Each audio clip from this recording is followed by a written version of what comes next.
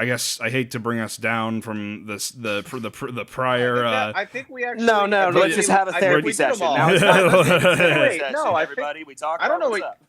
up. Brennan, I don't know what you and Jacob are talking about. I think we've done all the movies that were recommended, right? I think we're done. I think we've wrapped it up. So thank you guys.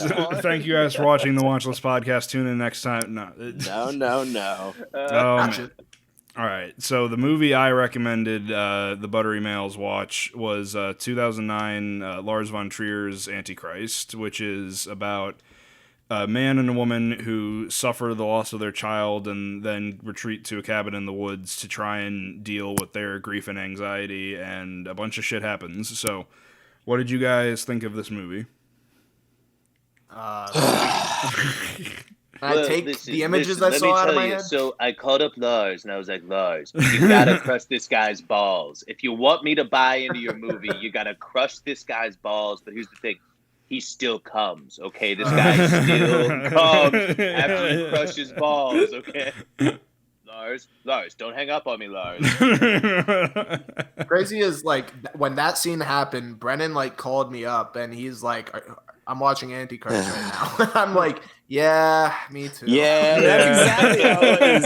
Yeah. Oh, and I was just a little bit. I had started and stopped it a couple times, but I was just You're like a 10 little minutes bit behind me. Yeah, and I was like, dude, something's about to. She's acting funny, and he's just like, yeah, well, yeah. I think at one point you said the devil made, or a demon made this movie. I was like, I think the devil made this movie because it's like, it's shot so well, and it actually is good, but I really don't want to be viewing any of this. Like, and it's tricking me. Trying to hurt me. That's a good way to sum it up. I said, Lars, I've got a picture for you. Okay, Lars, I'm going to tell you a true story. So one time I was fucking, right? I was fucking in my big penthouse and Don Jr. fell out the window. Okay. And now here's the thing. Don Jr., he's got a thicker head than his pop, I'll tell you what. And so he survived. But you don't need him to survive in the movie because, let me tell you what, I kind of wish Don Jr. hadn't survived that fall myself. Lars, do not hang up the phone on me, Lars. What are you going to do? The 3 bandits in there. I mean, come on. Ivanka hasn't climaxed since.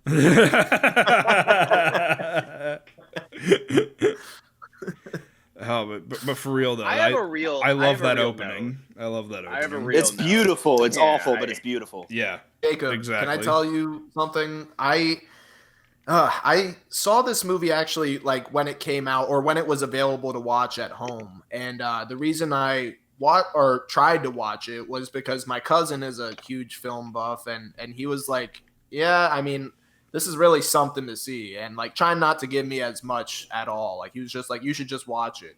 Yeah. I was like, okay, and he's talking to an 11-year-old at the time. Right?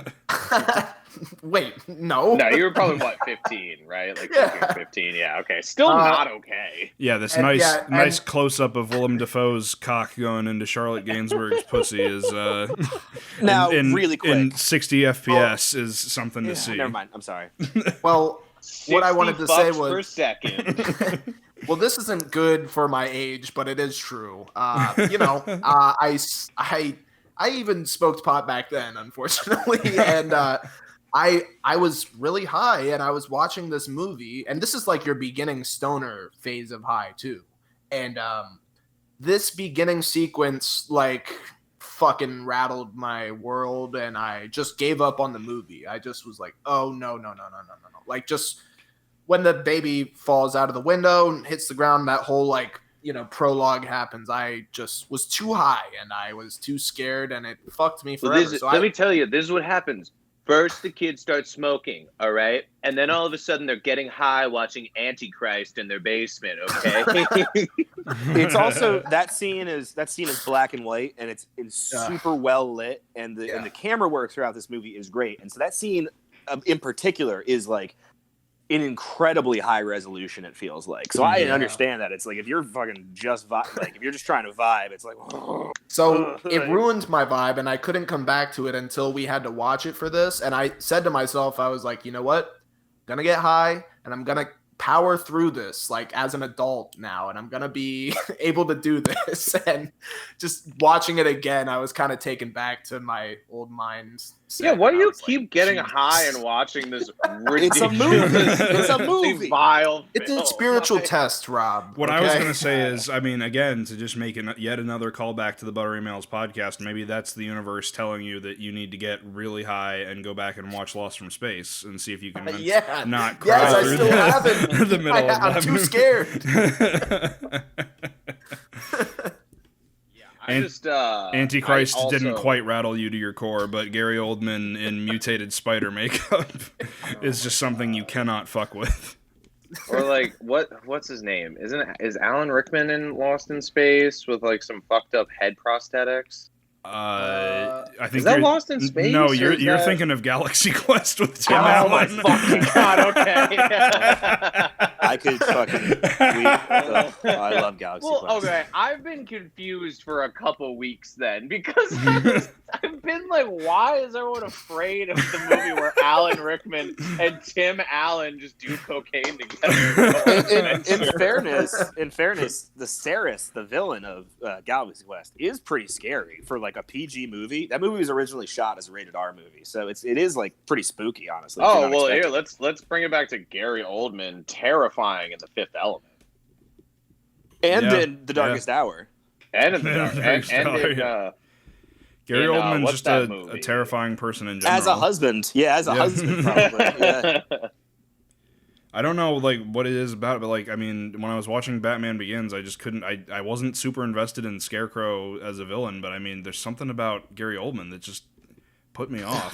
he's the best villain in Batman. Interesting. Well, he is a interesting cop, reading so, of that movie. You know, a cab. So I guess question. We talked about Willem Dafoe's dick. Now I'm not sure if it's this movie or if it's Willem Dafoe that I've heard this about. But is that a prosthetic penis or is that not Willem Dafoe's penis? I think it's a real penis, but it's not Willem Dafoe's penis. Willem I've heard- Dafoe's got a dick guy. A Well, lot I've- of actors have their favorite stunt doubles. I have He's truly heard that Willem Dafoe has such a hog on him that it's like too distracting for him to actually do full frontal male nudity scenes. So they had to bring in somebody. It might be Willem Dafoe or it might be John Hamm or something like that. But like they I'm pretty brought sure. in John Hamm to do Well, Willem Dafoe's dick. I mean, in I'm just saying Antichrist. John Hamm is like another famous hog haver. Colin Farrell as well, right? I'm making it. Colin Farrell, yeah, Colin Farrell's got the hog. what's his name? Starts. Legolas. All right, Legolas so, has a okay. hog. Orlando Bloom's got a hog on him for Orlando sure, Bloom's got a absolutely. fucking Katy hog. Perry is a lucky lady. for Brennan, sure. to answer Yeah, your what? question, I just Googled verbatim, did Willem Dafoe have sex with Charlotte Gainsbourg for real in Antichrist? And the very first thing that comes up is a white box, apparently a quote from Willem Dafoe saying, "No, it's not mine. It's not mine. Lars used a porn actor for those scenes." So Willem is bigger than a porn actor. So Willem Dafoe, if he ever stops making amazing movies, could have a very lucrative career in porn. So funny. That porn actor probably just felt like such shit. Just he's a legit real actor and he's got a bigger fucking hog than me. Willem Dafoe went and he said, "Look, Lars, if I get aroused in this scene, all the blood's gonna flow out of my head and I just won't be able to stay in character. I will pass out. I will pass out. It's so big, Lars. Okay. It's so fucking big. There's a reason why I don't have kids, Lars." Willem Dafoe's never seen a naked woman because he just every time he's gotten close, he just passes out wherever he's standing. Poor guy. Oh man. But The movie looks beautiful, and there's a lot of great handheld camera shots in it that I really appreciated. And it's still like it looks like a 2020 movie in that way, honestly. some of the most effective use of slow-mo in like any horror movie ever. Like the And scenes where ball crushing. yeah, one of the most profound ball crushing scenes ever put to film. But that scene where she's in a like he's like hypnotized her, or she's in a trance or whatever, and she's like talking about her like the first time she walked to the cabin, and it's all like she's on the bridge, like 2,400 frames a second, and she's barely moving. Like, oh my god, that like still creeps me out, even though I know what's coming. Like, Yeah. I wanted to. Can I say something? I just want to say, yeah, thank you. Thank you for stopping me. No, I want to say it is not okay for a husband to be like, even if you are a therapist, it's not okay for you to be like, you know what? No, I'm taking my wife away from her current therapist and I will be her therapist. Yeah, I don't want to say he deserves any of what happens to him, but he definitely did like fuck up ethically and in a lot of ways where it's like, come on, dude, just you got to know better than this bullshit right now. Yeah.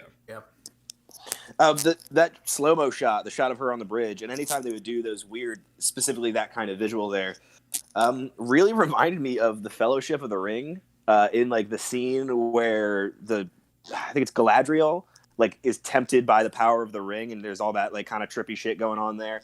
And it also does that flashback to like, there's also in that time the flashback to like Aragorn and like Liv Tyler. It was just very like, I don't know, it felt very similar, like imagery, not really tonally, but I was just like, yeah, this is some weird mystical woods shit going on here. Yeah, I get that. Completely agree. Yeah. It was very, and like they just kind of like the airy like floatiness to like everything. Like they're just it feels like there's not any gravity to what's being shown. Like it just feels like everything's just sort of drifting in and out. Yeah. Yes. Yeah.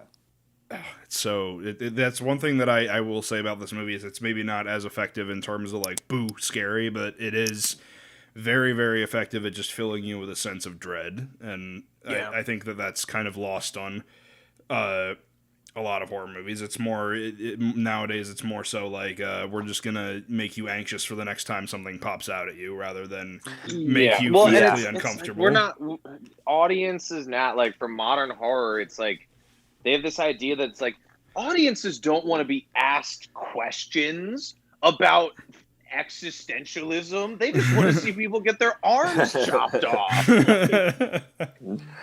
Well, one thing that totally filled me with dread was like right where I kind of talked to Jake and I was like, yeah, it's starting to turn for me, is when she is trying to convince him that she's better and just the language she's using goes, I'm well again.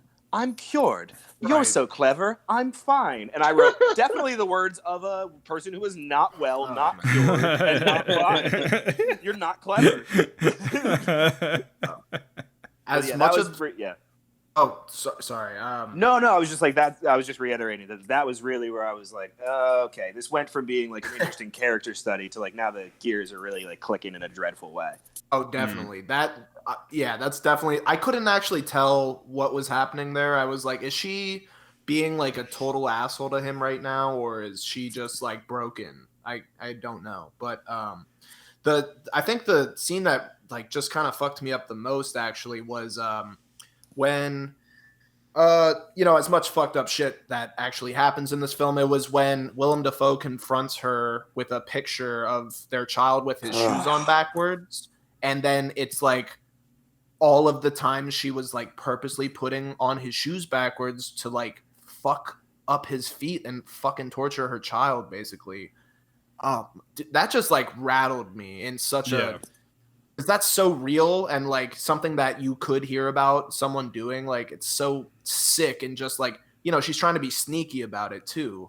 And it's just disgusting. Like it's so fucked up. That scene fucked with me so bad. Yeah. I did. I can only imagine like your reaction when it flashes back to the opening of the movie and you see that she was watching the entire time. Yes. Like, yes, exactly. I did write down, and this is dark, but I did write down, if I was that baby and that was my mother, I would be glad I was dead. Like, that is what I was like. This lady sucks. Yeah. Like, I can't stand. I don't want this lady in my life at all. I'm good. Yeah, that's so fucked. Ugh. Those are your ultimatums: death or just being tortured and in a passive way. Like, pass. At one point, I mean, like, there's times in this movie where I was like writing things down, like, ugh, we get it. I hate this director. I hate Jacob. Oh, it's turning on me. And then at one point, I think I wrote down, no one needs to make this movie. This movie did not need to be made. Movies almost should not exist because if movies exist, this movie might get made. Wow, I like the zero sum argument you've made against films. This movie shouldn't exist, so therefore movies should not exist. Yeah, it's just too good at what it's trying to do that it's like, yeah, that's just kind of evil almost, like. Yeah. And that's what I love about it. Is just it just feels evil. Well, like Dick Cheney's wife trying to get rid of video games and rap in the same master stroke in the 90s. Like, damn, you thought you could get rid of both of them at once. Thank God for smart people like Frank Zappa saving us. Anyway, yeah. One thing I took kind of note of was you mean William Zabka. William Zabka. Oh.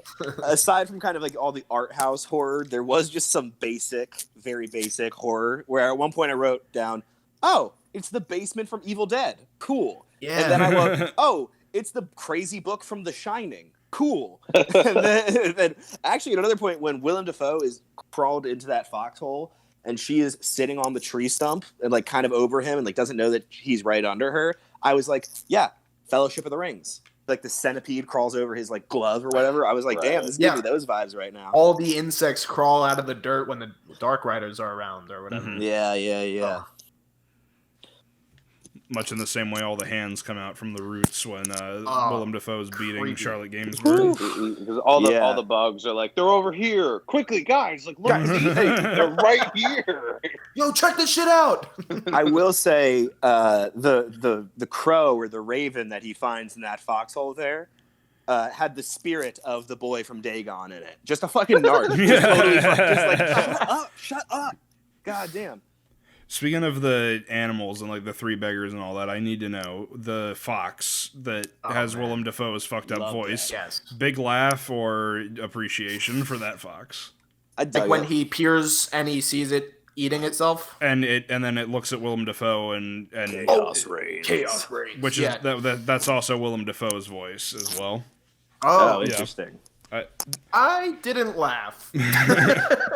That was the one movie-breaking moment for me where when it speaks to him, I was like, okay, that's kind of a little bit silly, but I like what you're doing there. CGI on those animals in general wasn't bad, but when you try to make the fox speak, it doesn't really work out. I also did write down at one point, that deer has got a huge dingleberry. Oh, wait!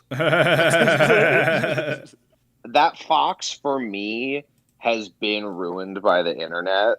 Yeah, I mean, it's like, goofy.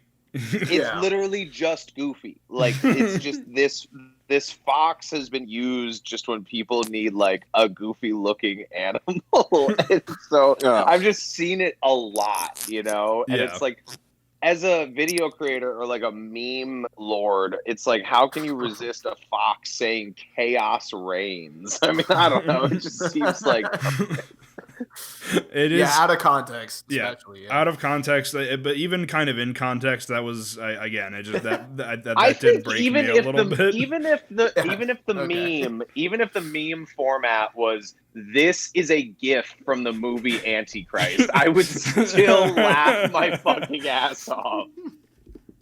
It would almost be more frightening if the fox looked up at him and said, "The character Brian from Family Guy is a dog." And we slowly fade to black. Chapter 3. I'm wondering what the other fourth wall movies staring at us. Yeah. what other movies where animals talk could we like CG? Like, we could CGI. We could literally just cut this fox into like The Lion King. Homeward Bound. Homeward Bound. Fucking. What is the Old movie Yeller. about the boy? Old Yeller. Yeah. Fucking Air Bud. Any character that has a snout in a movie, just cut out this fox's face and Life of superimpose Pi. Oh my god! But joking aside, I do genuinely love this movie. Jungle Book. Yeah. Sorry. No, it's. Oh man, I do genuinely love this movie a lot. It's not a traditional horror movie, but it still gives me a lot of the same vibes that a lot of my favorite horror movies give me, where it's just this impending sense of dread, and you can't get away from all the evil in the world, and it's fantastic. I love it a lot. Yeah, it's weird. Just going back, that Willem Dafoe, like, is it because he's a therapist? He just like isn't giving us really much emotions. Is that like what's happening there? Like, just because he's like let down. I mean, constantly in the movie, and just kind of is like doesn't really express it. Like every time he sees those animals, like he first sees the deer and like the baby is like half hanging out, dead, like out of the deer. He's like seeing the deer, and before he sees that, he's like smiling. He's like, "Oh, nature! Like this is what we needed." And then it's like turns around, and it's like, "Oh, this shit! Is maybe we didn't need this." Yeah, and same with the fox. He's like, "Oh, a fox!" And then it's like eating itself, and says to him, "Chaos reigns." And then he's in the foxhole having to beat the crow to death multiple times, going, "I definitely didn't fucking need this." He's like, "Oh, thank God, just a lovely crow buried in the dirt." Yeah, let me excavate this. Let me go out of my way to excavate the crow from the dirt. Definitely needs to happen right now. In this situation I'm in, where I'm hiding from my like crazy wife, I definitely need to dig a crow out of the dirt in the foxhole. I think this was my buddy Paul from college, actually. Yeah, Paul the Crow. I will say one of the scariest parts of the movie for me. Everyone's least favorite crow, Ed. Are you done?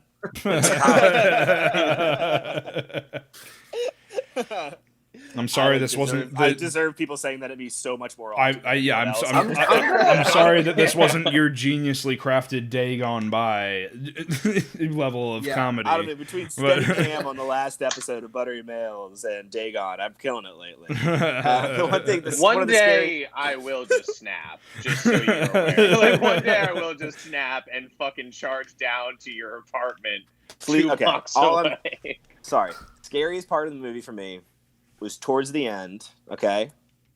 When the credits rolled and I saw that his name wasn't William. That to me was like, what kind of psychopath would name their child Willem? What world do we live in? It's like Kirsten. Yeah. or like I don't know. It's actually not like Kirsten. It's not like Kirsten. Like Kirsten. It's like why wouldn't you just name them Kristen?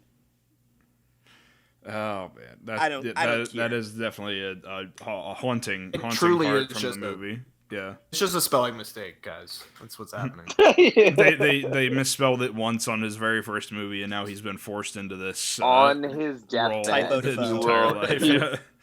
His Hollywood star will be changed back to William after he's dead in honor of him. Fun fact: apparently his name actually is William, but it's just been mispronounced so much or something like that. There's a clip of him on Conan admitting no that his one name mispronounces Conan. No one mispronounces William. What are you talking about? There is a clip on of him on Conan when he was promoting The Lighthouse where he admits that he's been mispronouncing his own name for years, and it's actually kind of funny. Rob's favorite movie, The Lighthouse. Yeah, well, The Lighthouse is all right. Jacob, I'm afraid you don't know what humor is. Because I don't think that Willem Dafoe was actually being serious when he was like, "Oh yeah." There's video evidence of him in acting school. Because they show a clip of him like as a young man in acting school pronouncing his own name as William Dafoe. Whoa. So is there? Okay. I have a question. So he does seem like a pretty friendly guy to me. Yeah. Is there an evil version of him whose name is William DeFriend? William DeFriend. I like how it's William DeFranco. I like how DeFriend is the evil one in this scenario. Well, Defoe is the nice guy. It's a real Jekyll and Hyde scenario. Yeah, exactly. But if I saw that Jekyll guy, I'd hide from him. All right, get out! I'm burning out of here. All right, spiraling. Throw me down the stairs. I do want to say, like, this movie is good, and a lot of it is like it's experimental by proclamation of its creator. It's like an experimental film, so it's like I think it's people see it and might have like a different idea of what that's supposed to mean, like what experimental means for people. Because like Eraserhead is experimental, you know. It's like there's a lot of films that, by nature of being experimental, get a kind of weird or bad rap. I watched this movie off of Netflix in 2009 when it came out, no idea what I was getting into.